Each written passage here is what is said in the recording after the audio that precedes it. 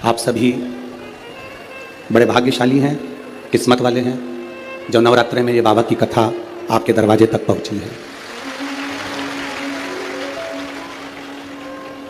मनुष्य का शरीर मिल जाए, मानव की देह मिल जाए,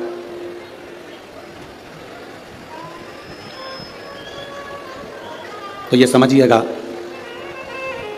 कि ये कहीं ना कहीं भगवान की कृपा हुई है, उनकी दया हुई है, और उस दया के बल पर यह हमको शिव महापुराण की कथा श्रवण करने का सौभाग्य मिला है। शिव कथा कहती है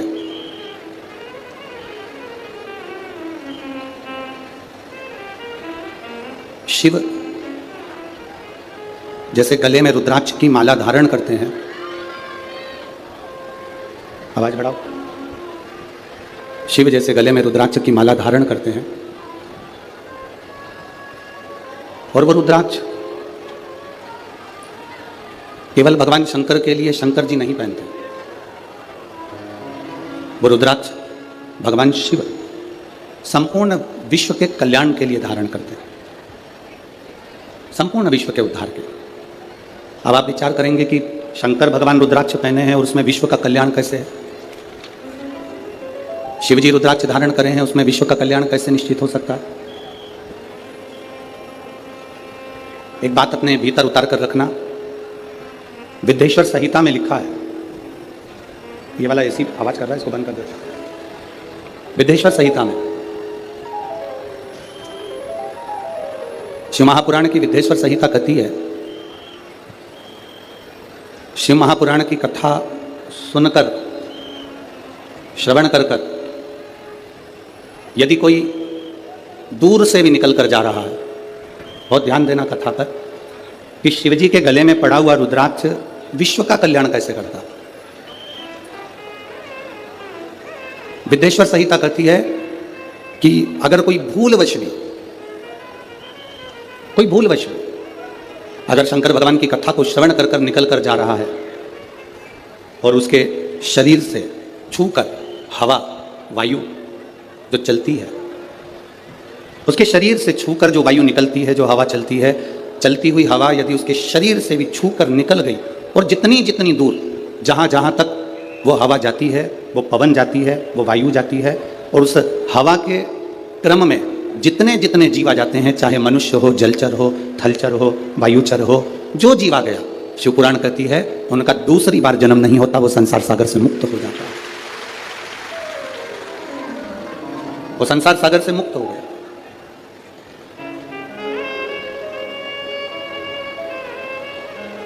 शिव जी के गले में रुद्राक्ष की माला है, शंकर जी के गले में रुद्राक्ष पड़ा हुआ है, मस्तक पर चंद्र है, गले में सर्प है,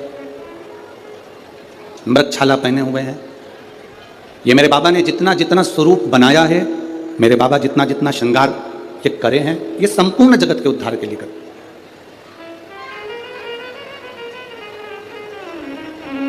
पार्वती जी ने स्वयं भगवान शंकर से अमर गुफा के अंतर्गत अमर कथा को श्रवण करते हुए माता पार्वती जी ने शिव जी से प्रश्न किया। उस प्रश्न का उत्तर आपके भी मुख पर होना चाहिए, उस प्रश्न का उत्तर आपकी भी जिंदगी में होना चाहिए। हम तो कहते हैं, अगर आमदार माननीय मोहन गोपाल राव जी मते जी ने, सो सविता मोहन जी मते जी ने, अगर ये आमदार जी की पूरी मित्र मंडली ने अगर ये कथा करवाई है, तो उस कथा का सार तत्व ही यही है जो इस कथा के रस को जान गया। आज कथा के मंडप में माननीय सांसद महोदय कृपाल जी तुमाने जी भी विराजे हैं। शिव कथा कर रही है। एक प्रश्न माता पार्वती जी ने भगवान शंकर से कहा, अमरनाथ की गुफा में हम प्रवेश करें ना करें, अमरनाथ जी का दर्शन करने हम पहुंचे ना पहुंचे, अमरनाथ जी का हमने कभी दर्शन किया ना किया, हम कभी अमरनाथ दर्शन के लिए पहुंचे ना पहुंचे, पर ये प्रश्न और इसका उत्तर आपके भीतर होना चाहिए। ये प्रश्न भी हो और इसका उत्तर भी। पार्वती जी ने शिव जी से प्रश्न किया, बाबा, प्रभु, स्वामी, आपके शरीर पर जो वस्तु आपने धारण करी है, मैं 5 वस्तुओं को पार्वती जी कहती हैं आपसे पूछना चाहती हूं। केवल पंच वस्तु का मैं महत्व जानना चाहती हूँ।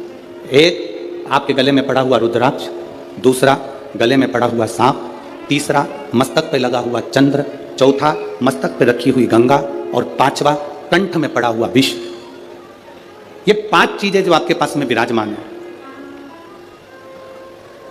ये 5 चीजें जो आपके पास में हैं, आपके पास में विराजमान है, इन 5 चीजों का दर्शन यदि संसार के मनुष्य को हो जाए तो मैं ये जानना चाहती हूं कि वो संसार का मनुष्य किस लोक में जाता है, किस स्थान पर जाता है। बाबा देवादिदेव महादेव जो माता पार्वती जी को कथा सुनाने के लिए विराजमान थे, अमर कथा जो कह रहे हैं, पार्वती जी को जो ज्ञान उपदेश दे रहे हैं, माता पार्वती जी को जो ज्ञान उपदेश प्रदान कर रहे हैं, वो भगवान शंकर पार्वती जी से कहते हैं, पार्वती तू 5 दर्शन को भूल जा। गंगा का दर्शन हुआ कि नहीं हुआ उससे मतलब नहीं, चंद्र का दर्शन हुआ कि नहीं हुआ उससे मतलब नहीं, कंठ में भरे हुए विष का दर्शन हुआ कि नहीं हुआ उसका मतलब नहीं, सर्प गले में पड़ा है उसका दर्शन हुआ कि नहीं हुआ उसका मतलब नहीं। पार्वती, अगर संसार का मनुष्य मेरे गले में पड़े हुए रुद्राक्ष को अगर अपने कंठ में धारण भी कर लेता है या उसका स्पर्श भी कर लेता है तो फिर पुनः उसका जन्म नहीं होता, वो कैलाश धाम का अधिपति बन जाता। एक रुद्राक्ष का मन का, एक रुद्राक्ष का मन का, ये मनुष्य के जीवन को सुख प्रदान कर देता। बाजार में बहुत सारी गाय रोड पर मिलती है, बोलो री नागपुर की जीजियों, सही है, और जितने जीजा उन बैठे वो भी बोल दो, सही है। बहुत सारी रोड पर गाय मिलती है, बगीचे में गाय मिलती है, जंगल में गाय मिलती है। किसी किसी गाय के गले में रस्सी बंधी होती है। रस्सी बंधी है मतलब ये गाय किसी ना किसी की है, बोलो री नागपुर वाली जीजियों, सही है। और जिस गाय के गले में रस्सी नहीं है, जिस गाय के गले में रस्सी नहीं बंधी हुई है, तो वो कह देते हैं ये किसी की गाय नहीं है, लावारिस है, फिर रही है, जंगल में घूम रही है, ये लावारिस है। जिसके गले में रस्सी बंधी है मतलब उसका कोई ना कोई वारिस है, जिसके गले में पट्टा बंधा हुआ है मतलब उसका कोई ना कोई वारिस, बोलो बोलो जम के बोलो जरा, है। और जिसके गले में रस्सी नहीं है, जिसके गले में पट्टा नहीं है, जिसके गले में रस्सी नहीं बंधी है, वो वारिस नहीं है, तो वो क्या कहलाती है? लावारिस। वो वारिस नहीं है, वो लावारिस है।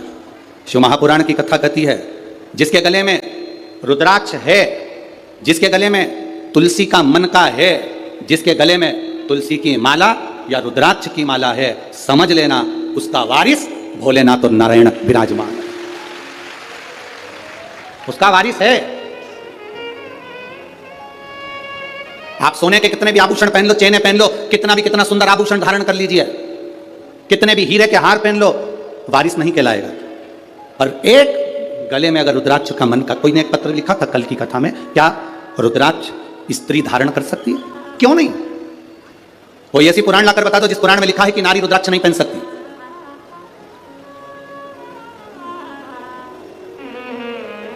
उस पत्र में लिखा था क्या नारी, क्या स्त्री भगवान शंकर के शिवलिंग का स्पर्श कर सकती है? क्या नारी स्त्री भगवान शंकर के शिवलिंग का स्पर्श कर सकती है? कोई ऐसी एक पुराण लाकर बताओ जिसमें लिखा हो कि नारी शंकर भगवान के शिवलिंग का स्पर्श नहीं कर सकती।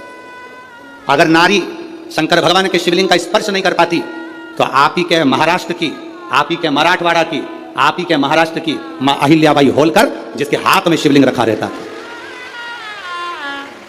आप ही के मराठवाड़ा की, आप ही के महाराष्ट्र की मां अहिल्याबाई होलकर, जिनके हाथ में हमेशा शिवलिंग रखा हुआ था। दुख की घड़ी आती थी, कष्ट की घड़ी आती थी, माता अहिल्याबाई होलकर अकेली जब पड़ गई, घर में से सब जब चले गए, अकेली मां अहिल्याबाई होलकर जब अकेली पड़ी, अकेली, और चारों तरफ से उपद्रवियों ने अपना अपना आक्रमण कर दिया। सेना बना के तैयार कर कर सारे उपद्रवी तैयार हो गए, इधर से कोई सेना तैयार कर रहा है, उधर से कोई सेना तैयार कर रहा है। अकेली अहिल्याबाई होलकर अकेली जब पड़ गई तब मां अहिल्याबाई होलकर को लगा कि अब मैं करूं तो करूं क्या, अब मैं क्या कर सकता। माता अहिल्याबाई होलकर ने अपने सैनिकों को बुलाया, अपने मंत्री महामंत्री को बुलाकर कहा कि चारों तरफ से सेना आ रही है, एक भी ऐसी स्थान नहीं जहां से सेना आक्रमण नहीं कर रही है, चारों तरफ से सेना तैयार बैठी है और कूच कर चुकी है, आने की तैयारी हो गई है। मंत्रियों महामंत्रियों बताओ अब करा क्या जाए, आप ये बताओ अपनी सेना में बल कितना है, कितने सैनिक, कितने घुड़सवार, कितने शस्त्रधारी सशस्त्रधारी कितने कितने सैनिक है हमारे पास में। मंत्री और महामंत्री ने हाथ जोड़कर मां अहिल्याबाई होलकर जी से कहा, मां अहिल्याबाई होलकर से कहा, महारानी जी आपको एक बात कहना चाहते हैं, अगर हमारे सैनिक युद्ध लड़े तो एक तरफ से आने वाली सेना से युद्ध लड़ सकते हैं, पर 3 तरफ से आने वाली सेना के बराबर हमारे पास सैनिक भी नहीं है। महारानी जी इतनी सेना हमारे पास में नहीं है कि हम युद्ध कर सके। मौन हो गई मां अहिल्याबाई होलकर, मौन, एकदम मौन। मां अहिल्याबाई होलकर एकदम मौन हो गई। अकेली रथ में बैठकर मां अहिल्याबाई होलकर मां रेवा के तट पर, नर्मदा जी के तट पर, महेश्वर की पावन धरा पर पहुंच गई। मां रेवा के घाट पर मां अहिल्याबाई होलकर ने बैठकर मां रेवा के हाथ जोड़े, नर्मदा जी के हाथ जोड़कर कहा, मां नर्मदा, रेवा तू शंकर की पुत्री है, मैं आज तुझसे बल मांगने के लिए आई हूं, आज तू मुझे बल दे दे। रेवा, मां नर्मदा तू मुझे बल दे। वहीं से मां अहिल्याबाई होलकर चली, अंदर पहुंची अपने पूजा स्थल पर। वहां पर एक शिवलिंग था जिसको मां अहिल्याबाई होलकर ने अपने हाथों में ले लिया और लेकर युद्ध के मैदान में बाहर पहुंच गई और सेना से कह दिया, महामंत्री मंत्री अपनी सेना के 4 टुकड़े कर दे, 4 टुकड़े 4 किलो पर भेज दिया जाए, चारों ओर लगा दिया जाए।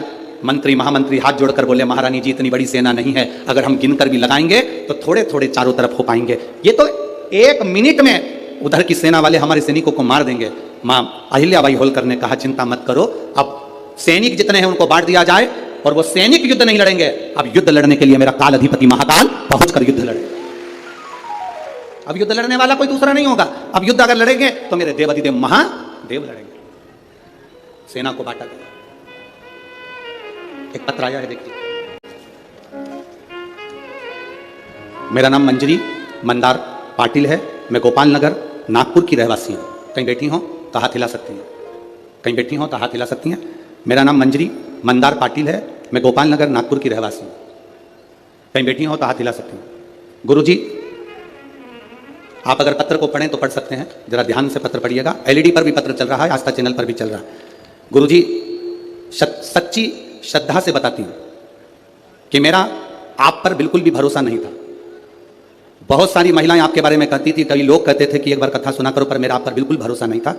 ऐसी टीवी पर ना जाने कितने महाराज आते हैं, कथा कहते हैं, अपना अपना यश गुण गाते हैं, पर मेरा भरोसा, मेरा विश्वास आप पर बिल्कुल नहीं था।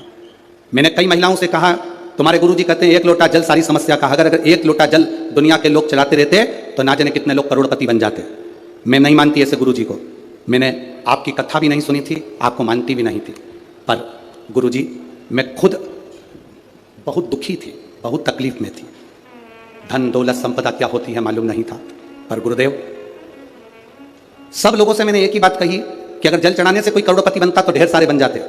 तब मेरे पास वाली आंटी ने मुझसे कहा कि तू एक बार जल चढ़ा कर तो देख, तेरा भी दुख मिटेगा। मैं मानती नहीं हूं, फिर भी 4 साल से मैं अपने बच्चों को अकेली साथ में रहती हूं, उन बच्चों के साथ में छोटा सा कारोबार है, मेहंदी तेल, बस यही फेस पैक वगैरह की बेचती हूं, बनाती हूं, इतना चलता नहीं है, गरीबड़ी हूं, तो विश्वास कैसे करूं? अगर जल चढ़ाने से कोई करोड़पति बनता तो बात थी। मेरी पड़ोसन ने कहा, तू मुंह से कहती है एक बार जल चढ़ाना प्रारंभ तो कर, मैं काम करूं कि जल चढ़ाऊं। फिर भी मेरी पड़ोसन के कहने से मैंने पशुपतिनाथ का व्रत किया। हमेशा विरोध करती थी आपका, आपके व्रत का विरोध करती थी, 1 लोटे जल का विरोध करती थी, पर पहली बार मैंने मंदिर के अंदर पांव रखा और जल चढ़ाया और पहला सोमवार का पशुपति व्रत करा। मैं बाबा का क्या वर्णन करूं गुरुदेव, बाबा ने मेरी जिंदगी पलट दी और मुझे वास्तव में कि वो करोड़पति बनाने वाला भी वही है और सुख देने वाला भी वही है। मैं क्या वर्णन करूं, पहला सोमवार और मुझे छत्तीसगढ़ से एक कंपनी ने मेहंदी और तेल और फेस पैक का ऑर्डर दे दिया, जो कि कई लाखों का था। बाबा की कृपा से मुझे पहले सोमवार पर वो फल प्राप्त हो गया। गुरुदेव पहला ऑर्डर मैंने पूरा करा जब मुझे लाखों रुपए का फायदा हुआ, दूसरा ऑर्डर फिर मुझे वापस छत्तीसगढ़ से फिर प्राप्त हुआ और बाबा की कृपा से लोग सत्य कहते हैं गुरुजी, सारी समस्या का हल 1 लोटा जल। अब मैं छाती ठोक कर कह सकती हूँ गुरुदेव कि शिव महापुराण कोई पुराण नहीं, स्वयं शिव पुराण के रूप में शंकर कथा करने आता है और शंकर कथा कहता है और शंकर ही कथा सुनता है। ये शिव तत्व है, ये घड़ी है, ये शंभु है। अगर कहीं बैठी हो, मंजरी मंदार पाटिल, गोपाल नगर नागपुर रहवासी, कहीं बैठी हैं आप ही हैं, एक बार हाथ हिला दो। श्री शिवाय नमस्तुभ्यम, बधाई आपको, साधुवाता। ये शिव तत्व है, ओ घड़ी। और तेरी कृपा बिना ना हिले एक भी अणु, लेते हैं श्वास तेरी कृपा से तनो धनो। हे गंगाधार मुक्ति द्वार ओमकार तू, भोले ओमकार तू। आयो शरण तिहार शंभु तार तार तू। बखान क्या करूं मैं राखों के ढेर का, चपटी भगोत खजाना कुबेर का। मेरे बाबा तू सरल नहीं, तू सहज नहीं है मेरे बाबा। पार्वती जी से शिव जी कह रहे हैं चंद्र का दर्शन हुआ कि नहीं हुआ पता नहीं, सर्प का दर्शन हुआ कि नहीं हुआ पता नहीं, विष का दर्शन हुआ कि हुआ नहीं पता नहीं, गंगा का दर्शन हुआ कि ना हुआ पता नहीं, पर एक रुद्राक्ष का भी दर्शन भूलवश भी अगर जीव धारण कर लेता है तो वो सहज नहीं रहता। शंकर कहते हैं उसमें मेरा एक अंश उसके अंदर प्रविष्ट रहता है। एक रुद्राक्ष, जिस गाय के गले में रस्सी है वो उसका वारिस है, जिस गाय के गले में पट्टा बंधा है उसका वारिस है, जिस गाय के गले में रस्सी नहीं पट्टा नहीं वो लावारिस है। उसी तरह जिसके गले में रुद्राक्ष है शंकर उसका वारिस है, जिसके गले में तुलसी है उसका मेरा पांडुरंगा हरि विठ्ठल, मेरा पंडरीनाथ, मेरा हरि विठ्ठल उसका वारिस है, मेरा हरि उसका वारिस है।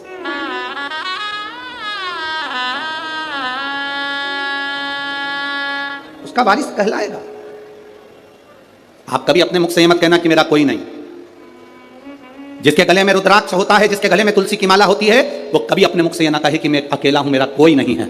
जिसके गले में रुद्राक्ष होता है उसके साथ शंकर और 33 कोटि देवता होते हैं। जिसके गले में तुलसी का मनका, तुलसी की माला होती है उसके साथ पांडुरंगा हरि विठ्ठल मेरा नारायण और सारे देवता होते हैं, सब हैं आपके साथ।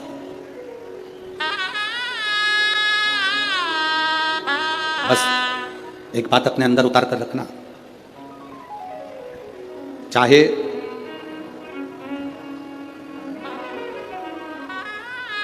घर में फर्नीचर कम होगा चल जाएगा। क्या कम होगा? बोलो बोलो जम के बोलो जरा। फर्नीचर, घर में फर्नीचर कम होगा चलेगा, पर आपके नेचर कम होगा नहीं चलेगा। नेचर प्रबल रखिए। फर्नीचर से घर की शोभा नहीं होती, आपके नेचर से आपके घर की शोभा है। आप क्या नेचर रखते हो, आपका व्यवहार क्या रखते हो, आपके चेहरे पर कितनी स्माइल है, आपके चेहरे पर कितनी मुस्कान है, आपके बोलने का तरीका क्या है, आपके अंदर कितनी नम्रता है, वो देखा जाता है। आपके घर में फर्नीचर कम होगा चलेगा, पर आपका नेचर में कमी नहीं आना चाहिए। नेचर कम नहीं होना चाहिए। जितनी नम्रता दे सकते हो, जितनी करुणता दे सकते हो उतनी दीजिए, जितना प्रेम रख सकते हो उतना दीजिए।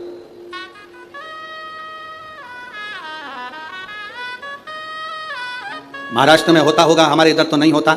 महाराष्ट्र में हमने देखा भी नहीं। यहाँ पर जमीन कड़ली हो जाती है, बहुत कठोर हो जाती है, उसमें बीज डालोगे तो उग जाएगा क्या?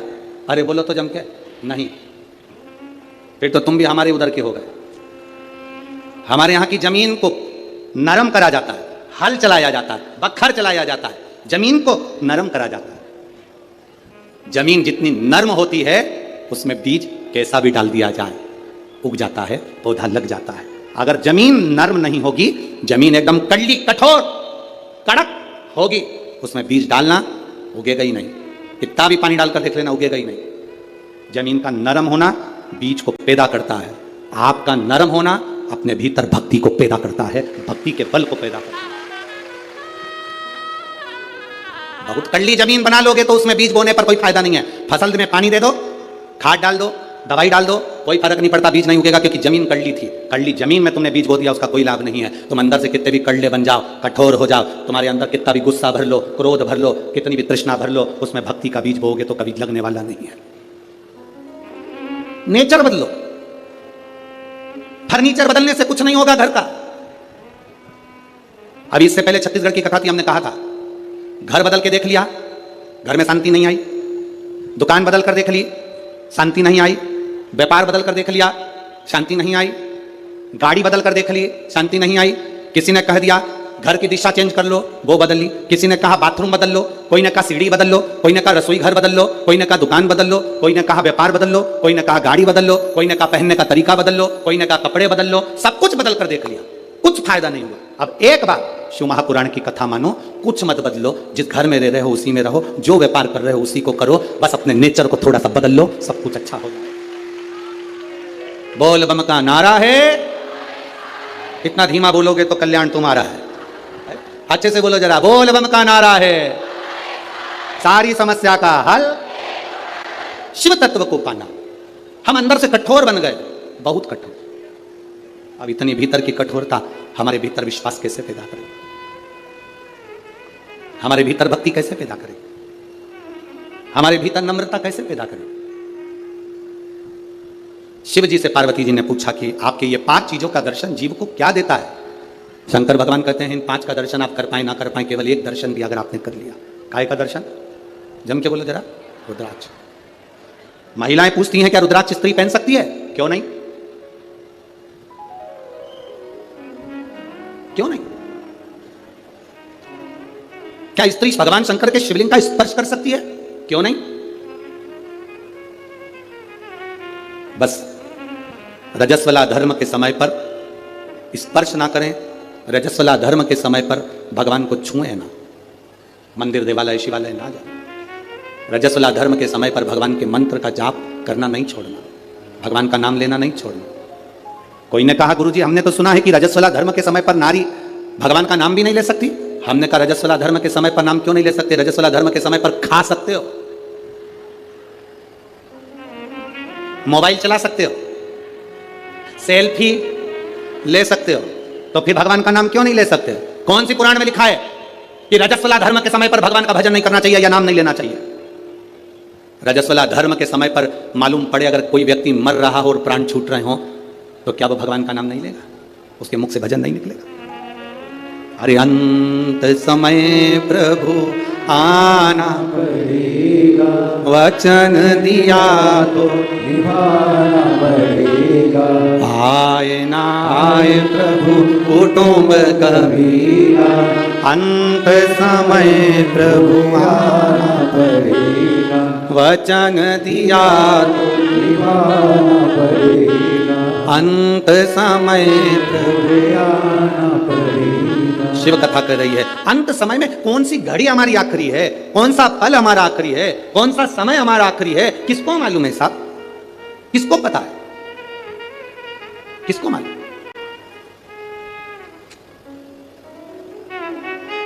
कौन सा समय हमारा आखिरी होगा यह किसको मालूम? महाभारत के शाल्य पर्व में अध्याय नंबर 43 में, अध्याय नंबर 43 के 21 से लेकर 39 श्लोक में नमुची नाम के एक असुर का वर्णन आता है। वो नमुची, जिसका नाम था नमुची, एक ऐसा दैत्य नमुची जिसके भाई थे शुंभ और निशुंभ, जिसका भाई था मैदानव, जिसका भाई था रंभ और करंभ।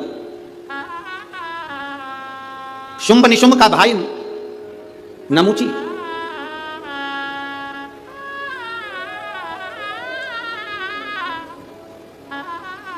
जिसने भगवान विष्णु का तप करा, भगवान नारायण प्रसन्न नहीं हुए। ब्रह्मा जी का तप करा, ब्रह्मदेव प्रसन्न नहीं हुए, गुस्से में आ गए, क्रोध में आ गए, इंद्र पर आक्रमण कर दिया। और इंद्र पर आक्रमण कर इंद्र की सत्ता को उसने कब्जा कर लिया। इंद्र की सत्ता पर कब्जा करा, धीरे धीरे कर उसने सारी सत्ताओं को अपना बना लिया। अब फिर तप करने बैठा।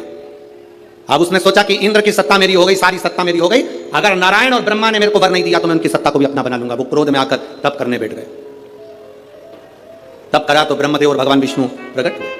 भगवान ब्रह्मा जी ने कहा नमुची तुझे क्या चाहिए? नमुची ने कहा कि बस मुझे वर चाहिए। ब्रह्मा जी ने कहा वर देने की सामर्थ्यता तो नारायण में। ब्रह्मा जी का तप छोड़कर नमुची भगवान विष्णु की साधना करने लगा। भगवान नारायण की साधना करते करते भगवान नारायण प्रकट हो गए और भगवान नारायण ने प्रकट होकर पूछा, नमूची तुझे क्या चाहिए? नमूची कहता है, बस मैं आपसे वर मांगना चाहता हूं। इतने में भगवान विष्णु ने सोचा कि अगर मैं नमूची को वर दे दूंगा और ये क्या मांग लेगा पता नहीं, तो भगवान विष्णु ने कहा कि वर देने की सामर्थ्यता तो मुझ में है ही नहीं, वर तो महादेव दे सकते हैं। अब नमूची भगवान शिव को ढूंढते ढूंढते भगवान शंकर की साधना करना है और कैलाश पर पहुंच गए। शुंभ निशुंभ का भाई, वो शुंभ निशुंभ जिसको मां दुर्गा ने मारा, वो शुंभ निशुंभ जिसका संहार मां देवी ने करा।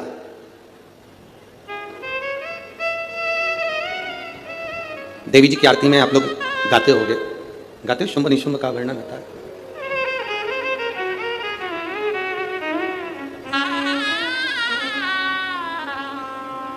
महाराज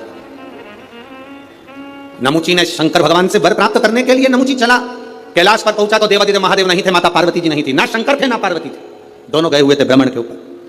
प्रदोष का दिन, प्रदोष काल का समय, भगवान शंकर प्रदोष के दिन, प्रदोष काल में अपने भक्तों के घर पर नंदी के कान में जो बोल कर जाता है, शिवजी नंदी पर बैठकर उस भक्त के दरवाजे पर उसका कल्याण करने के लिए प्रदोष के दिन प्रदोष काल में पहुंचते हैं।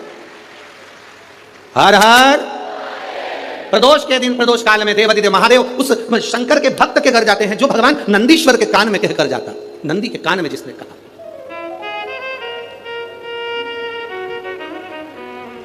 शंकर भगवान के इस शिवलिंग का स्मरण आप करेंगे, बीच में जो एक मोटी सी लाइन होती है इसको अशोक सुंदरी कहते हैं। सब लोग दर्शन करें, जम के बोलो जरा, करें। अशोक सुंदरी की जगह जहां पूरी हो जाती है उसके बीच में शिवलिंग और उसके बीच में थोड़ी सी जगह खाली आती है। करें दर्शन, समझना जरा बहुत अच्छे से। जैसे ये अशोक सुंदरी की जगह है, हम निवेदन करेंगे आस्था चैनल वालों से भी और एलईडी वाले भी, जिन जिनको एलईडी पर आप दर्शन करा रहे हैं वो पूरी तरह से कराएं। गणेश जी का स्थान, षडानंद कार्तिकेय का स्थान, अशोक सुंदरी का स्थान, बीच में अशोक सुंदरी का जो स्थान पूरा हो जाता है, वहां से लेकर शिवलिंग के बीच में खाली जगह आती है। करें दर्शन आप लोगों ने, खाली जगह आती है।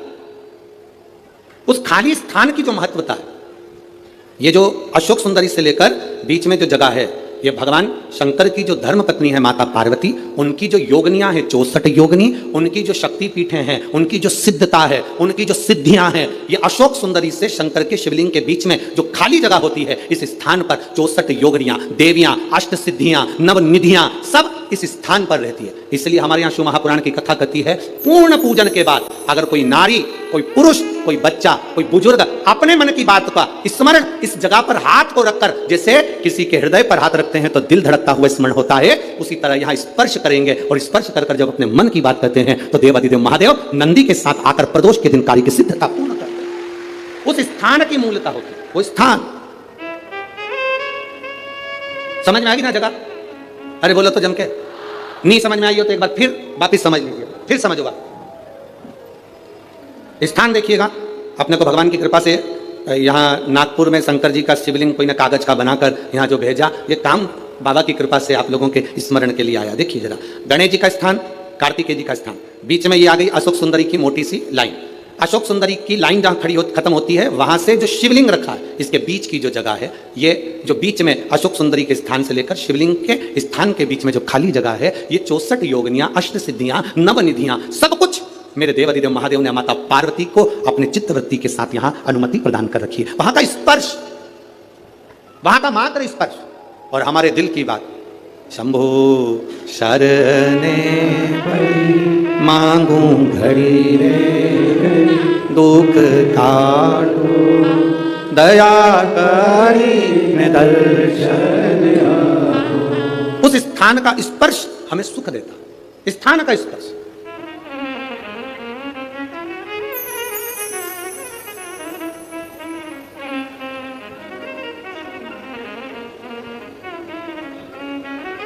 एक माँ ने एक पत्र लिखा है,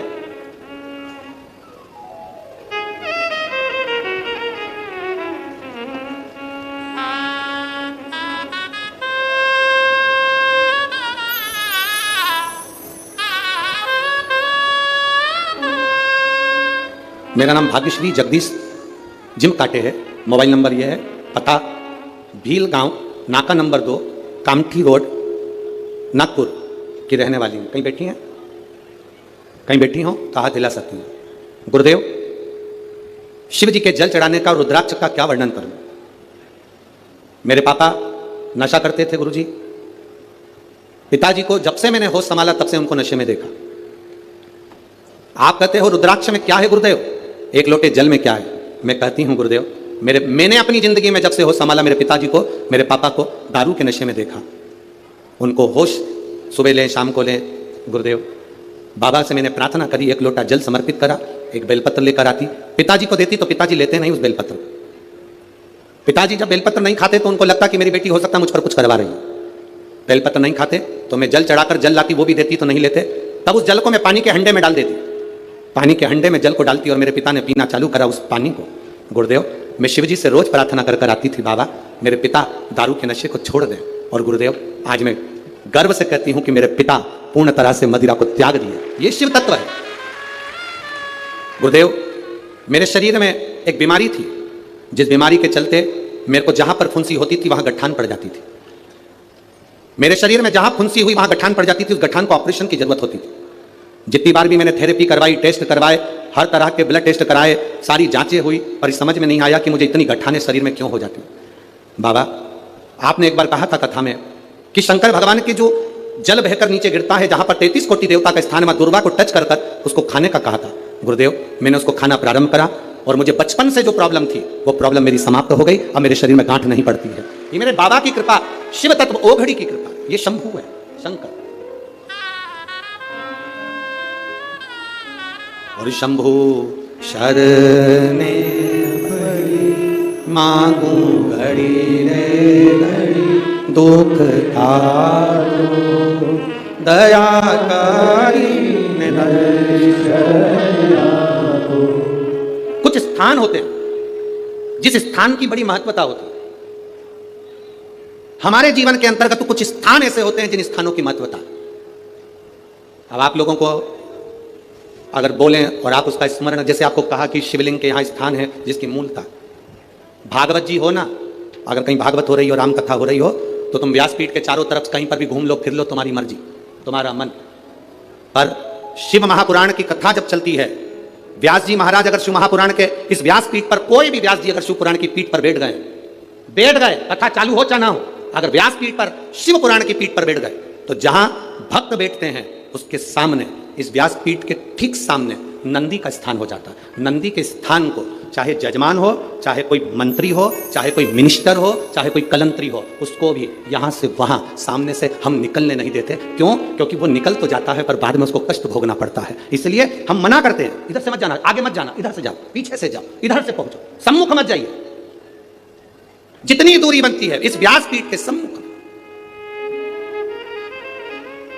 अब उसको समझने वाला समझ नहीं पाता, इसलिए हम जब साउंड वाला साउंड लगाता है, बक्से वाला बक्सा लगाता है, हम उससे कह देते हैं यहाँ से यहाँ तक पैक कर दो, ये नंदी की जगह पर कोई के चरण ना पड़ जावे। जितनी देर आप कथा सुनते हो, जितनी देर आप कथा के मंडप में बैठकर कथा सुनते हो, उतनी देर 33 कोटि देवता नंदीश्वर तुमरुका जी इस व्यासपीठ के ठीक सामने बैठकर शंकर की कथा का स्मरण करते हैं। कथा का स्मरण,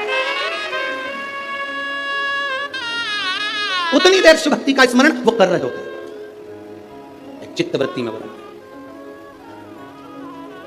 चित्तवृत्ति,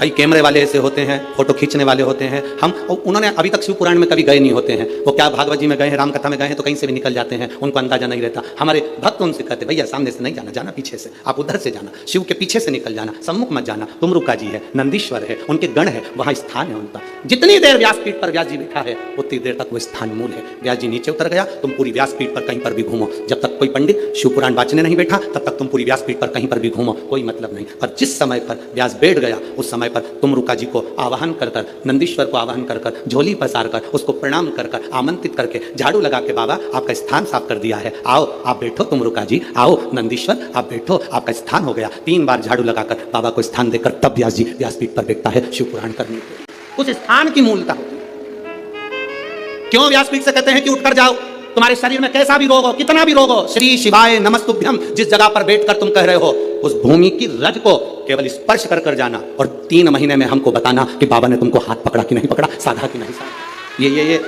पत्रों का जो ढेर है, ये इतने पत्र एक एक दिन में आ रहे हैं, इन पत्रों को तो हम पढ़ भी नहीं पाते। आपके पास फुर्सत हो तो इन पत्रों को ले जाना, इसमें मोबाइल नंबर और एड्रेस सब है, और उनके घर जाकर पूछना कि बाबा ने तुमको 3 महीने में दिया कि नहीं दिया। ये उसकी कृपा है, उसकी उदारता। तुम कहीं पर भी बैठे हो, हम तुम्हें नजर आ रहे नहीं आ रहे, हम तुम्हें दिख रहे ना दिख रहे, तुम दुकान पर बैठे हो, रोड पर बैठे हो, गली में बैठे हो, मोहल्ले में बैठे हो, जहां तक तुम्हें आवाज जा रही है, चाहे माइक कहीं तक लगे हैं, चोंगे कहीं तक लगे हैं, जहां आवाज जा रही है वहां तक अगर आप कथा सुन रहे हो, मतलब तुम्हारी चित्तवृत्ति में शिव समाया है। वो कृपा करेगा, निश्चित है, तेरी झोली भरेगा, वो निश्चित है। खाली ना जाता कोई दर से तुम्हारे, खाली न जाता कोई दर से तुम्हारे, मैं भी खड़ी हूँ बाण पसार, अपने हृदय से लगा लो गिरा जा रहा हूँ, उठा लो भोले अपने दर से अब तो न टालो, गिरी जा रही हूँ, उठा लो। ये समझना हमको है, शंकर के एक एक भाव को समझना हमको है, शिव की भक्ति का क्या फल है, शंकर की कथा सुनने के बाद हमें क्या मिलता है, ये तो सियोर वाला महाराज भी नहीं जानता, पर इतना जरूर जानता है कि झोली कभी खाली नहीं रहती, ये निश्चित है। क्या देगा वो पता नहीं हमको भी, पर वो देता जरूर है। उसके द्वार पर आया, खाली नहीं जा सकता। ब्रह्मा ब्रह्मलोक में रहते हैं, भगवान विष्णु वैकुंठ लोक में रहते हैं, शंकर भगवान मृत्यु लोक में रहते हैं। जो बहू पूना में रह रही है और तुम नागपुर में रह रहे हो, तुम्हारी तबीयत खराब होगी तो पूना वाली इतनी जल्दी नहीं आएगी, जो बहू तुम्हारे पास रह रही होगी वो दौड़ कर आ जाएगी। उसी तरह ब्रह्मा ब्रह्मलोक में, भगवान विष्णु वैकुंठ लोक में, इंद्र इंद्र लोक में रहते हैं, देवता देवलोक में रहते हैं, पितर पितर लोक में रहते हैं, मेरा शंकर इस भूमंडल पर रहता है, बुलाओगे दौड़ कर आए, तुरंत आएगा। वो कैलाश अधिपति शंकर है, जो कंकर में बसा हुआ है। उसको जिसने पहचान लिया वो जिंदगी में सब कुछ पा गया। जो अहंकार में फूल गया, अपनी अभिमत्ता में फूल गया, अपने अहम में फूल गया, एक दिन ककड़ी और भुट्टे की तरह कट कर बाहर टिका गया। अपनी अभिमत्ता को त्याग कर जिसने शिव को जान लिया उसकी जिंदगी संवर गई है। जिसने पहचान लिया देवाधिदेव महादेव तो जान गया शंकर को, उसकी जिंदगी बन गई। जो नहीं जाना वो गया। कितने दिन की शिव पुराण थी नागपुर में? अरे बोलो तो जम के 5 दिन की। आज कौन सा दिन हो गया? तीसरा। कल चौथा, परसों पांचवा। कल के दिन भी यही 2 बजे से 5 बजे तक कथा हो जाएगी। परसों के दिन सुबह 8 बजे से 11 बजे तक कथा पूरी हो जाएगी। टीवी पर 2 बजे से 5 बजे तक आ जाएगी। 11 बजे जो यहाँ सुनने वाले हैं वो सुबह सुनेंगे, अपने अपने घर चले जाएंगे। जो लड़ने वाले हैं, झगड़ा करने वाले हैं, वो यहीं की यहीं धरे रह जाएंगे। जिनको कथा से मतलब था उसने झोली भर ली और पटोर कर ले गया। जिसको दुनिया से मतलब था वो पड़ा की पड़ा रह गया। जिसको कथा से मतलब था उसने झोली भर भर कर बटोर लिया, महादेव से मांग लिया, बाबा खाली मत भेज देना। आज हम जब मोहन भाऊ जी के यहाँ पर वहाँ पर थे, आमदार जी के यहाँ, तो वहाँ पर कोई झांसी वाले भैया बता रहे थे कि यहाँ, झांसी वाले नहीं, यहीं के कोई भाई बता रहे थे कि हम जहाँ रह रहे हैं गुरुजी, इसी के सामने कोई परिवार रहता है, उसके घर में कई सालों से बच्चे नहीं थे, कई साल हो गए थे बच्चे नहीं थे। गुरुजी वो सीहोर गए, बाबा को कहकर आ गए, बाबा सब दूर धक्के खाली है, अब तेरे दरवाजे का धक्का मत निकाल देना, मुझे औलाद जरूर देना। और बाबा ने उसके घर में ये 11 तारीख जो गई, उस 11 तारीख को 2 बच्चे दे दिए बाबा की कृपा से, एक बेटा और एक बेटी। किसने बताया था? है? अच्छा पीछे हैं वो, उन्होंने बताया था। हम जहाँ भाऊ के यहाँ रुके हैं ना, विधायक जी के, आमदार जी के वहाँ, उनके यहाँ बता रहे थे ऐसा। तो ये शिव तत्व है, वो घड़ी है शंकर। क्या देगा आपको भी नहीं मालूम पड़ेगा। आप दिल से सुन लो उसको, दिल से सेवा करने का मौका मिले दिल से सेवा कर लो, पानी पिलाने का मौका मिले दिल से पानी पिला लो। कमाने के लिए पूरी जिंदगी पड़ी है, कमाने के लिए पूरा साल पड़ा है। 5 दिन मिले थे, दोनों हाथों से जिसको जो खिला सकते थे, पानी पिला सकते थे, भोजन करा सकते थे, खिचड़ी खिला सकते थे, खिला लो। 5 दिन मिले हैं, इस दिल से जितना लुटा सकते हो लुटा लो। और एक डायरी में लिख के रख लो कि मैंने 50 रुपए का पानी पिलाया। उस 50 रुपए का 1.5 महीने इंतजार करना, वो कितना देता है ये उसके ऊपर निर्भर करेगा। लिख कर भी रखना, तारीख लिखना कि इतनी तारीख को मैंने इतना खिलाया था, 1 पाउच पानी का पिलाया था, 1 कप चाय पिलाई थी, या 1 दोने में मैंने प्रसाद किसी को खिलाया था, मैं घर से पूरी बना कर ले गई थी, किसी को भोजन करा दिया। शंकर का कोई भक्त कथा सुनने आया था, उसको मैंने पूरी, मैंने पूरन पोड़ी, मैंने आमटी, जो भी तुम बनाए हो वो मैंने बाबा को दी। उसका फल क्या होता है वो अपने अंदाजे में रखिएगा। क्या देता है शंकर? क्या? नमुची शिव की। कैलाश पर पहुंच गया, चारों तरफ देख रहा है, शिव पार्वती नहीं है, क्योंकि प्रदोष के दिन, प्रदोष काल में मेरे देवाधिदेव महादेव नंदी के कहने पर चल दिए भक्तों के घर।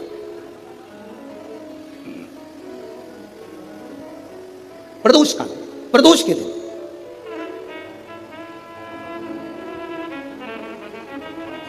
और गए। नमुची ने वहां पहुंचकर क्या देखा कि शंकर भगवान तो नहीं है, पार्वती भी नहीं है, गणेश भी नहीं है, षडानंद कार्तिकेय भी नहीं है। कैलाश सूना पड़ा। एकदम सूना, एकदम सूना। नमुची ने देखा कि एक रुद्राक्ष का मन का, शिव जी के गले में जो मन के पड़े थे, शंकर के गले में जो माला पड़ी थी, उसमें से रुद्राक्ष का मन का भूमि पर पड़ा था। एक मन का, एक मन का। कभी कभी कुबेरेश्वर धाम से आया हुआ रुद्राक्ष हो, या तुम्हारे घर में रखा हुआ रुद्राक्ष हो, या गले में पड़ा हुआ रुद्राक्ष हो, बीच में से चटक जाता है, फट जाता है, टूट जाता है। अंदाजा लगाना कोई विपदा की घड़ी तेरे ऊपर आने वाली थी, तेरे घर पर आने वाली थी। देवाधिदेव महादेव ने अपने ऊपर झेल ली, टूट गया, टूट गया। रुद्राक्ष और शंकर का शिवलिंग कभी खंडित नहीं होता। मालूम है आपको? आपको मालूम है कि नहीं? रुद्राक्ष और शंकर का शिवलिंग कभी खंडित नहीं होता। टूट गया तो भी जोड़कर उसको रखा जाता। शंकर का शिवलिंग बीच में से टूट गया तो भी विसर्जन नहीं होता। शंकर का शिवलिंग तो भी पूज्य है। 1000 टुकड़े भी हो जाए उस शिवलिंग के तो भी उसकी पूजन होगी। 25,000 टुकड़े भी शिवलिंग के हो जाए तो भी उसकी पूजन होगी, क्योंकि शंकर के टुकड़े टुकड़े हो जाएं तो भी शंकर कभी समाप्त नहीं होता। वो एक एक कंकर में, कण कण में शंकर होता है। घर में रखा हुआ शिवलिंग का टुकड़ा भी हो जाए तो यह नहीं कहा जाता कि मेरा शिवलिंग खंडित हो गया। ना ना, शंकर भगवान ने कृपा कर कर, अगर 2 टुकड़े हुए हैं तो शिव पार्वती दोनों आनंद के साथ बैठे हैं। अगर ज्यादा टुकड़े हो गए तो मेरे महादेव सहस्त्रेश्वर शिवलिंग बनकर, हजारों शिवलिंग बनकर बैठ गए। वो सहस्त्रेश्वर महादेव बन गया, सहस्त्रेश्वर महादेव के रूप में विराजित हो गया। दूसरी कोई मूर्ति हो, खंडित हो गई, टूट गई, तो वो खंडित कहलाती है। दूसरे देवता की मूर्ति होगी, टूट गई, खंडित कहलाती है। पर शंकर भगवान का शिवलिंग अगर खंडित हो भी गया, टूट भी गया, तो वो खंडित नहीं कहलाता। वो खंडित नहीं कहलाता। एक एक कण कण में शंकर है। जितने टुकड़े हो रहे हैं उसमें भी शिव है। वो खंडित नहीं।